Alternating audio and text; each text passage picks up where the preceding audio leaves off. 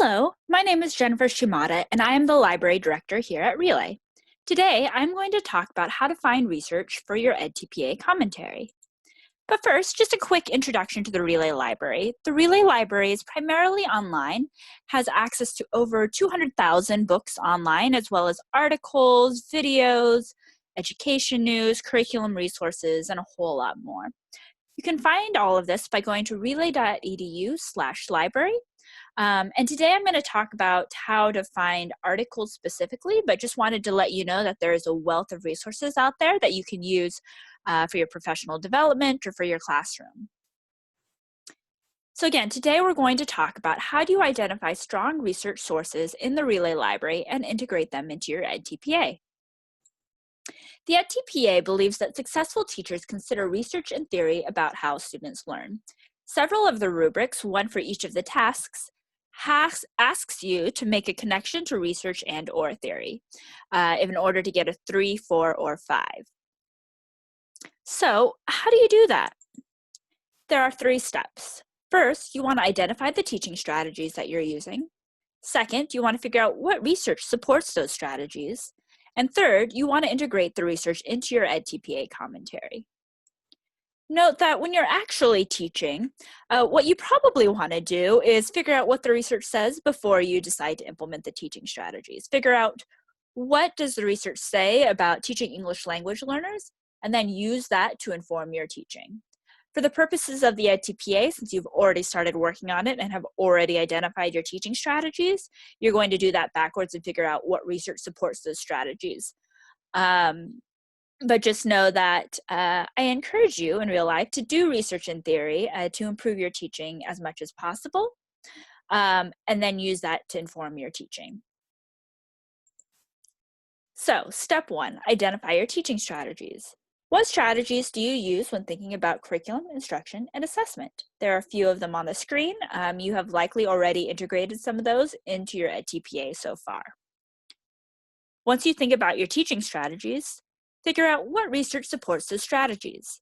You should draw upon education philosophy and specific theories of development, learning, group work, and motivation, as well as conceptions and research-based practices of the discipline that you are teaching. So, where can you find that research?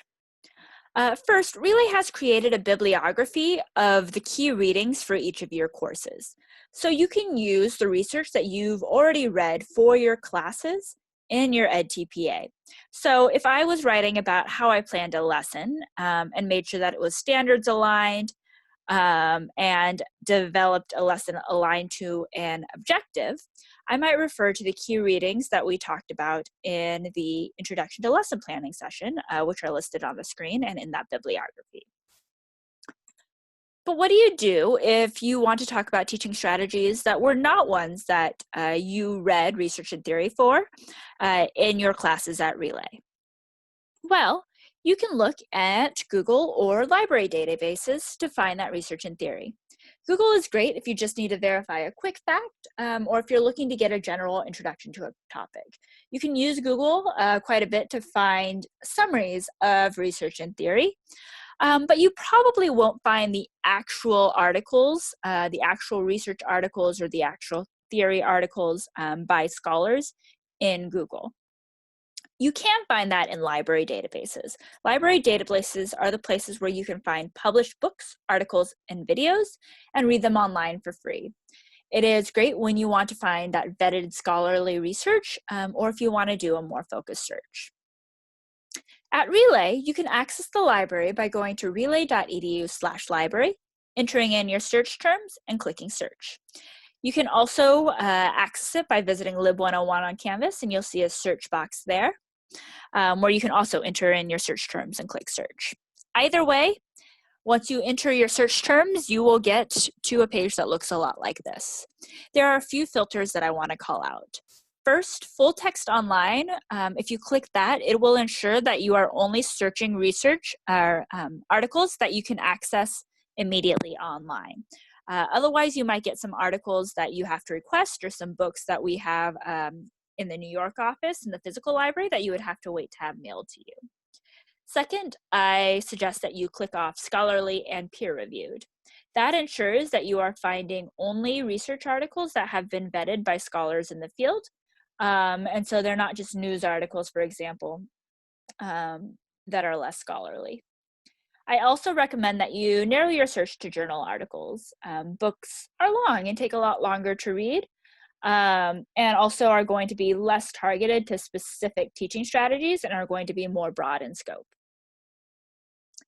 Second, I recommend that you look at references. Once you find one good article, you can also often use that article to find other articles on the subject. And you can also do this in your Relay coursework. If you find articles that you found or you read for your Relay coursework, the references in those articles might also connect you to other good research. So for example, here, I see a note in this article that says, it is important to select vocabulary words that are essential for understanding the lesson. Echevarria Vogt in Short, 2008.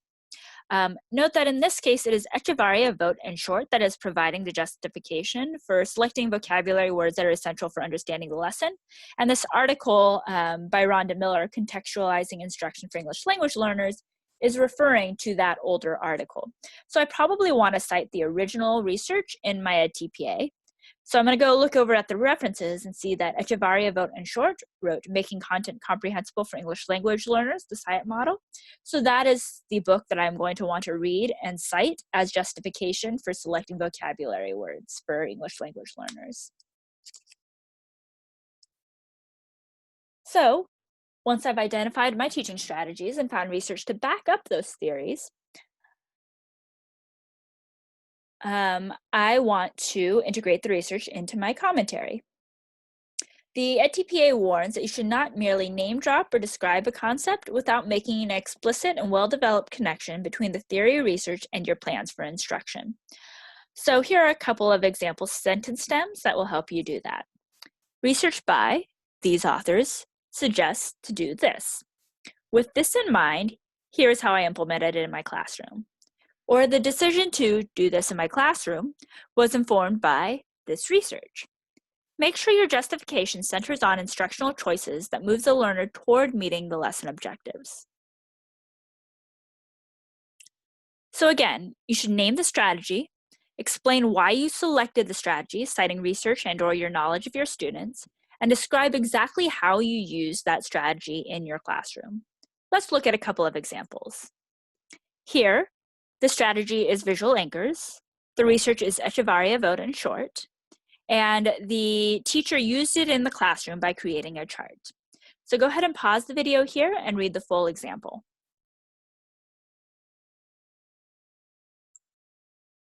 Here's another example. Here, the strategy is connecting learning to real-world situations. The research is by Geneva Gay, and the teacher lists explicit questions that they did or that they included in the worksheet that are real-world situations that the students encounter.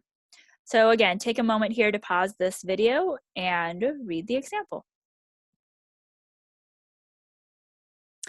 A note on citation. The edTPA does not actually require that you cite your sources if you're only naming a theory or a scholar.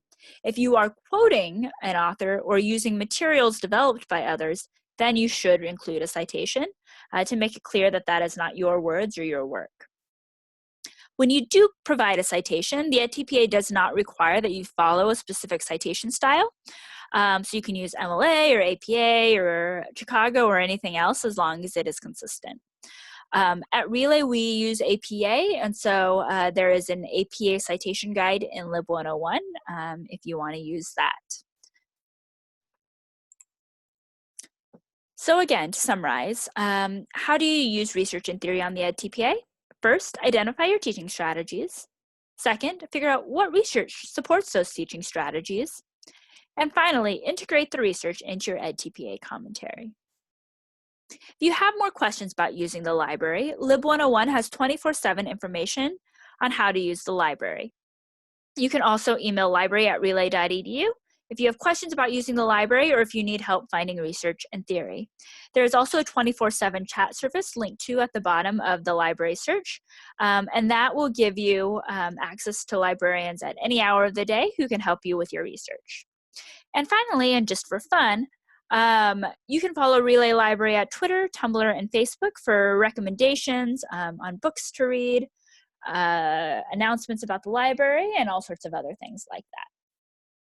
Thank you. Have a great day.